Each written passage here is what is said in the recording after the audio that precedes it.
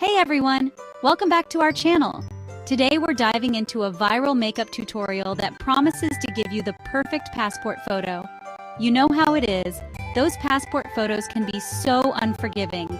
We're going to use makeup to really sculpt and define our features so we can look amazing in that photo for the next 10 years. Let's get started. We're going to start with the brows. Brush those babies up with some Stronghold eyebrow gel. We want them full and lifted. Next, a radiant base is key. I'm using the ELF Cosmetics Halo Glow Primer. It gives the most gorgeous glow without any stickiness.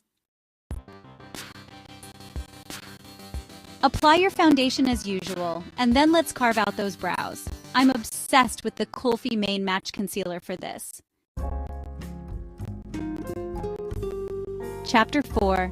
Now for that snatched look, we're going heavy on the contour. Think temples, cheekbones, nose, chin, jawline. I love the Milk Makeup Bionic Liquid Bronzer for this. Chapter 5. Let's brighten things up. Apply a lighter concealer, like the Lawless Conceal the Deal Concealer, between your brows and at the inner corners of your eyes. Chapter 6. Time for some color. I'm using a liquid blush today. 3 dots on the high points of the cheekbones and blend it out. Chapter 7. Back to concealer. We're going in with that lighter shade again, right underneath where we contoured our cheekbones. Chapter 8. Let's set everything with a light dusting of powder. The Laura Mercier translucent powder is my all-time favorite. Chapter 9.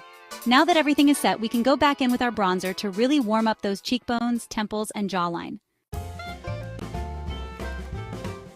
Chapter 10. Powder on more blush.